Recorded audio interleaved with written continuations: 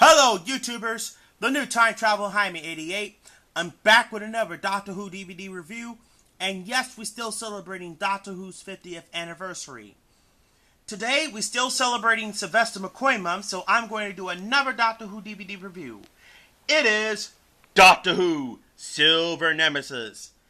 Yes, this is the brilliant Cyberman story. It's also one of my favorite Sylvester McCoy series. This three-part story originally transmitted on November 23rd to December 12th, 1988. And yes, this is the program celebrating Doctor Who's 50th anniversary. John Nathan Turner chose this episode as a theme for the story. So, Clark claimed had the perfect script, however, he didn't. We asked the question about who is the Doctor. So they wanted Windsor Castle to introduce, so he wanted to do Prince William to ask, he wanted to appear, but unfortunately he declined. So, in this episode, full of Nazi imagery, and a man looks in his computer screen and detailing that a comet will land on November 23rd, 1988.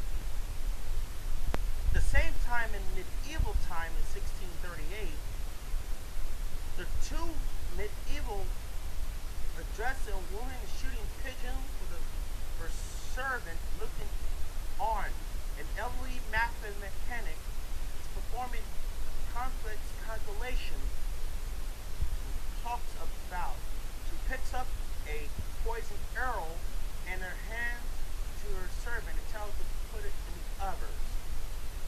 So, back in there, they declare their information about the space comet with glowing energy.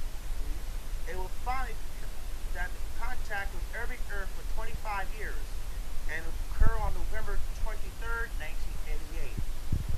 Meanwhile, the Seventh Doctor and Ace relax on a jazz performed by Courtney Pine.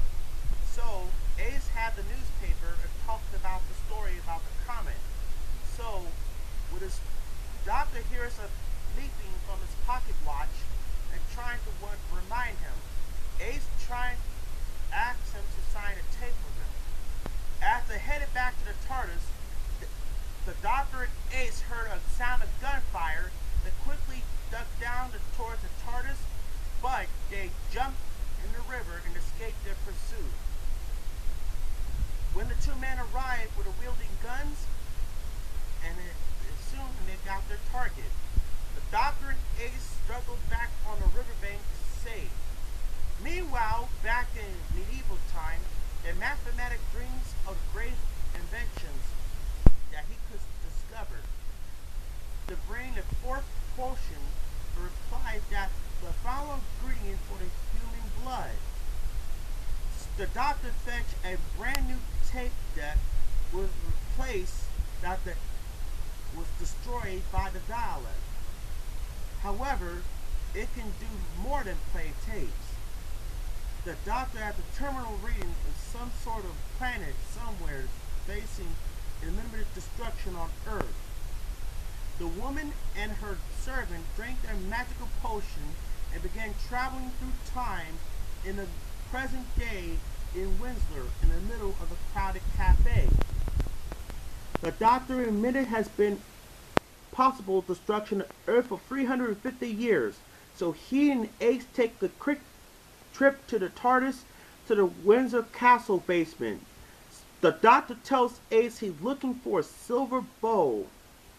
As the finally comet hits Earth, the woman's arrow began to pulsate in the light of the castle. The Doctor and Ace feel the force of the impact. So he tells Ace that it is returned to Earth of a comet called Nemesis, led by a glowing bowl of group of Nazis headed towards a comic van. De Flores has no rush to retrieve the Nemesis yet, as the comet will be too hot due to its descent through the atmosphere.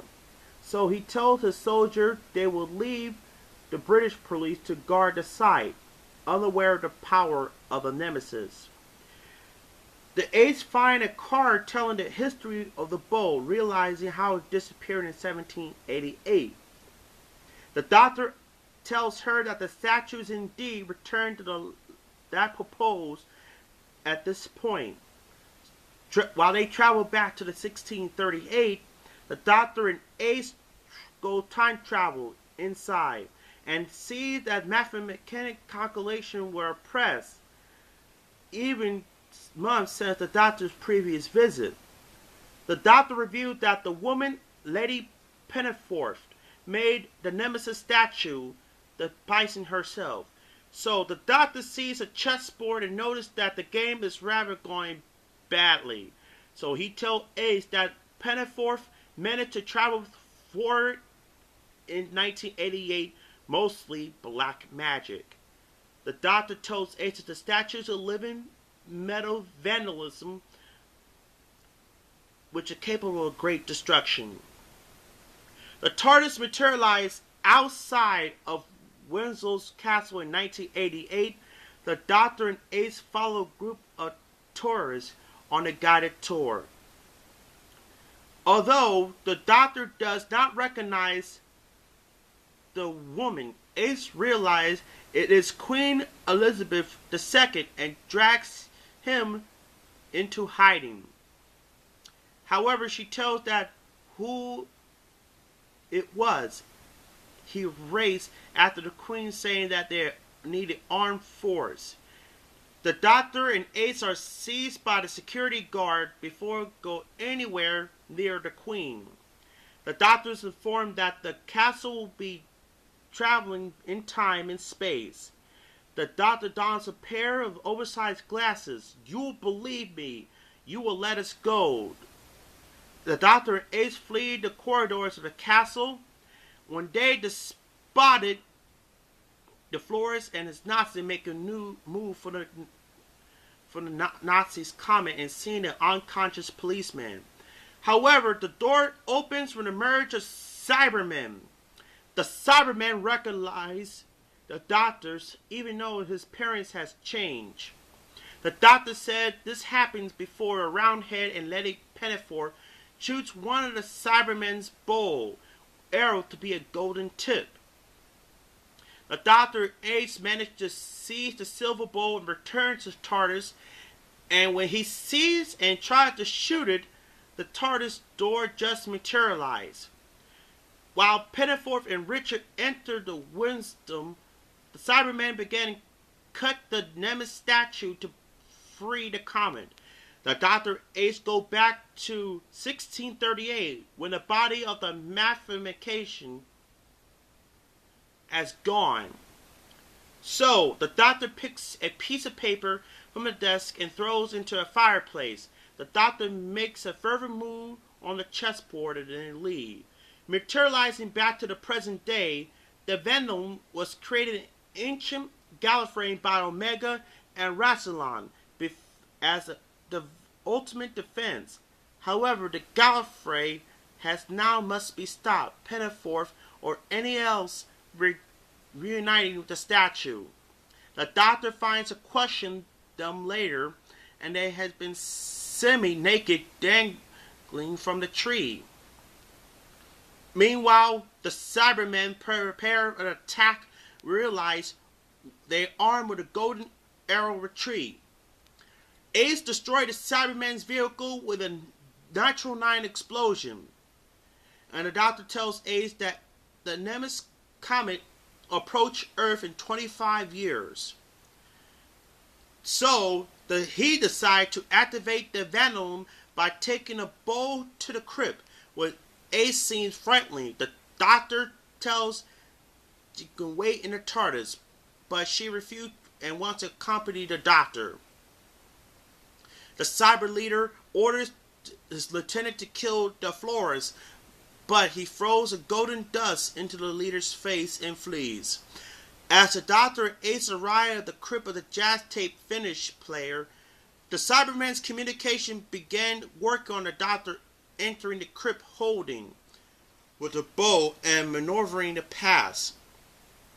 Going back to 1638, the Doctor continued his chess game against his unknown opponent, and Ace asks him who brought the venom to Earth. Pennyforth begins a rant about all power, but no cars can stop them. Scene fails. Pennyforth stopped in the middle of the road. So revealing that descended from the 17th century. Meanwhile, the Doctor and Ace materialize inside, containing the comet. Soon the statue arrives. The Doctor gives the bowl.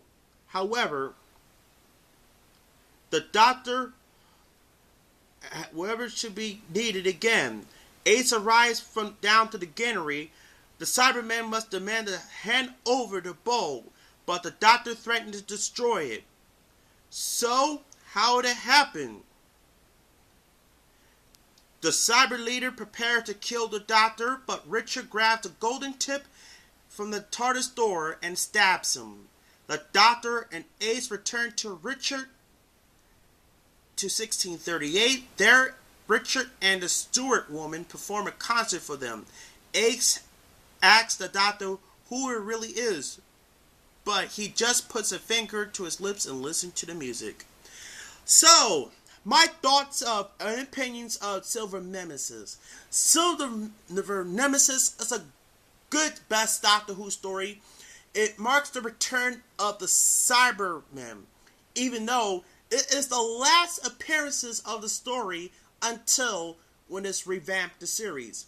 So, my opinions, it has a good script, good directing by Chris Cloud.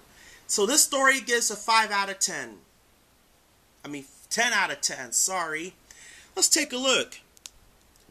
Here's the 7th Doctor, the Cyber Leader. Ace with a goat with a barrel, a castle, the Cyber Leader, and the Nazi Leader. The Sylvester McCoy years 1987 to 1989. Here's the BBC purple logo. Here's the spine to entertain. Production stills. Let's take a look on the DVD extras. We have audio commentary by actor Sylvester McCoy, Sophie Aldred, and script editor Andrew Cartmill.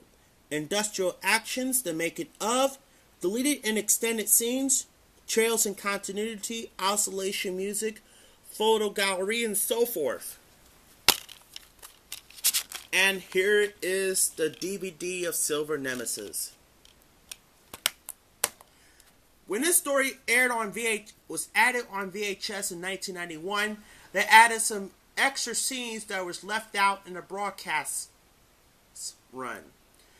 Okay, folks, that's it from here. Rate, comment, and subscribe. Thanks for watching.